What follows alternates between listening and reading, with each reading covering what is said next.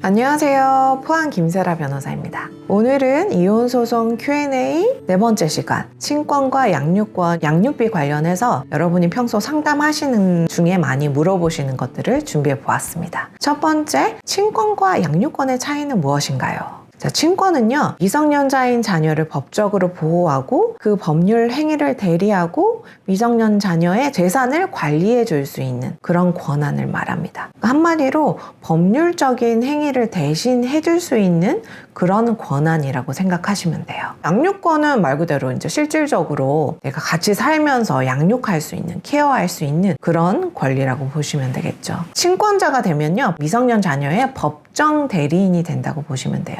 그래서 뭐 계좌를 개설하거나 아니면 취약할 때 필요한 서류를 내거나 이런 것들은 친권자가 하는 것이죠. 양육권자는 어떻게 돼요? 비양육자에게 양육비를 받을 수도 있고, 비양육자는 양육권이 없기 때문에 면접 교섭할 권리만 갖게 되는 것이죠. 그런 차이가 있습니다. 그래서 이혼하시면서도 물론 공동친권으로 정할 수 있어요. 양쪽이 합의하게 되면요, 공동친권으로 정할 수도 있습니다. 두 번째, 이혼을 하지만 아이를 양육하지 않지만 공동친권자로는 남고 싶습니다. 혹시 뭐 문제되는 게 있을까요? 그런 경우도 많아요. 많은데 사실은요, 양육권자가 친권도 단독으로 갖는 게 더 좋고 가정법원도 그렇게 하라고 많이 판결을 내리세요. 그러니까 양육권자는 따로 있는데 친권은 공동친권으로 간다. 이거는 가정법원이 지양합니다. 그래서 판결로는 거의 단독친권으로 나와요. 왜냐하면 이게 굉장히 불편하거든요. 아이 계좌 개설하고 학교 갈 때 서류 구비하고 여권 만들고 그 다음에 아이 수술하고 뭐 병원 입원하고 이럴 때도 친권자가 다 와서 도장 찍고 사인하고 해야 되는 불편함이 있더라고요. 그래서 이게 친권 이혼을 하는데 공동친권으로 가는 게 굉장히 불편하고 아이한테도 별로 좋지 않은 면이 있어서 새로 소송하시기도 해요. 공동친권으로 했다가 나중에 친권 단독친권으로 변경해 달라는 소송을 새로도 많이 하시거든요. 그래서 좀 불편하다. 공동친권 가능은 한데 불편하고, 그리고 여러분이 어떤 분들은 친권이 없어지면 아이와의 관계가 단절되는 게 아닌가 이렇게 생각하시기도 하는데 그렇지 않습니다. 아까 말씀드렸듯이 그냥 아이가 미성년 자녀일 때 법정 대리인이 되는 정도의 그런 권한이기 때문에 뭐 상속이라든지 아이 볼 수 있는 거라든지 그런 아이와의 관계가 친자, 친부, 친모 관계가 끊어지는 것이 아니거든요. 그래서 친권은 가능한 양육권자가 단독 친권으로 갖는 게 좋긴 해요. 하지만 이제 공동 친권도 가능은 합니다. 그 다음에 세 번째, 양육권은 경제력, 소득이 큰 부모에게 가는 것인가요? 그렇지 않아요. 이게 제일 많이 잘못 알고 계시는 거더라고요. 돈 더 잘 버는 쪽에서 아빠 엄마 중에 내가 돈 더 잘 버니까 아이를 키울 권리가 있다 이렇게 생각하시고, 혹은 뭐 가정주부시거나 경제적 능력이 없는 분들은 어쩔 수 없이 양육권을 뺏길 수밖에 없다 이렇게 생각하시는데 그렇지 않아요. 그렇지 않고요. 법원은 양육권 정할 때 자녀의 복리, 그러니까 안정된 성장과 행복을 가장 중요하게 봅니다. 그래서 이제 그동안 애착 관계가 아빠랑 엄마 중에 누구랑 형성되어 있는지, 또 주 양육자는 누구였는지를 보는 것이죠. 그래서 양육권이 엄마가 유리한 거예요. 엄마가 이제 주 양육자거나 애착 관계가 형성되어 있는 경우가 아무래도 많잖아요. 그래서 엄마가 유리한 경우가 있고, 그래서 경제력이랑은 제가 봤을 땐 큰 관계가 없는 것 같아요. 그래서 이제 경제력이 있는 쪽에서 양육비를 받으면 되는 것이죠. 그렇게 되고요. 아이들의 의사는 이제 한 중학생 이상 정도 됐을 때는 중3 이상 정도 됐을 때 이제 진술서를 쓴다거나 이렇게 해서 이제 확인하는 경우도 있는데, 주로는 이제 가사 조사를 통해서 아이들의 의사를 물어보기도 하거든요.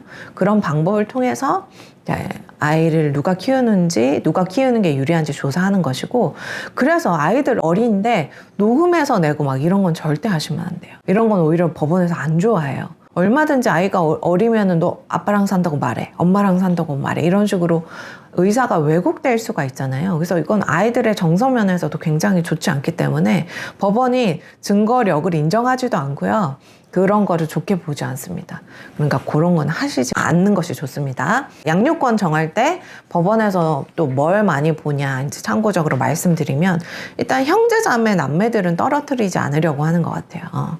엄마든지 아빠든지 이제 한쪽에서 형제자매가 같이 클 수 있도록 하는 것 같고요. 또 오랫동안 이미 엄마나 아빠 한쪽에서 이제 커왔다. 지금 안정적으로 크고 있다. 그러면은 이제 그 현상 유지를 좀 하려는 것 같아요.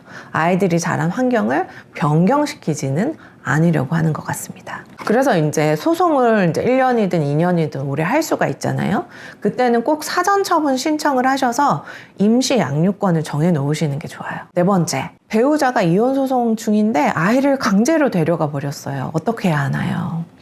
자, 이 일이 정말 많이 발생을 합니다. 아까 제가 양육권 정할 때 법원이 현상 유지를 하려고 한다고 했잖아요. 그래서 소송하면서 아이 데리고 있으려고 막 유치원, 어린이집 가서 아이 막 데려오고 막 뺏어오고 막 그러시거든요. 어쨌든 이런 경우가 되면요, 친권 양육권이 정해지기 전이기 때문에 복잡한 문제가 발생해요. 그렇기 때문에 꼭 소송 시작하시면서 임시 양육권을 정해 놓으시고요. 사전 처분으로 법원에 임시 양육권 정해 놓으시고요. 그리고 뭐 학원이나 유치원, 어린이집에 얘기를 해 놓으세요. 지금 소송 중인 상황을 설명을 하시고 혹시라도 그런 일이 발생하면 이제 막아달라고, 연락을 해달라고 꼭 얘기를 하시는 게 중요합니다. 그리고 이제 지금은요, 어쨌든 판결이 나기 전이라도 임시 양육권자 혹은 실질적인 양육권자가 일단 있는 상태에서 이혼 소송 중인 다른 이제 아빠나 엄마가 아이를 강제적으로, 특히 물리력을 행사해서 데리고 가잖아요.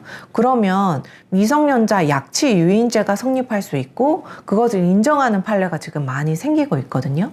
그래서 조심하셔야 돼요. 아이를 막 함부로 데려오는 거는 하지 마셔야 되고, 혹시 그런 일이 발생했다면 바로 내가 그런 피해를 당했다 하시면 신고하시는 것이 좋습니다. 저는 소득이 없어요. 뭐 실직을 했다든지 가정주부이든지 해서 소득이 없으면 이혼하면 양육비를 주지 않아도 되나요? 그렇지 않습니다. 소득이 없어도 법원이 최소한도의 양육비는 지급하도록 명하고 있습니다. 물론 이것도 상대방이랑 이제 그 부분 합의가 돼서 양육비를 안 받겠다라고 하시면 이제 안 줘도 되지만, 그렇지 않으면 소득과 관계없이 최소한의 양육비는 지급해야 돼요. 최근에 제가 받아보니까 이제 오랫동안 가정주부만 하시고 양육권도 이제 아빠한테 보내신 분이 계셨는데, 그런 경우에도 이제 한 30만 원에서 50만 원 정도 양육비는 주라고 나오더라고요. 이제부터 경제활동을 해서 줘야 된다고 나왔었거든요.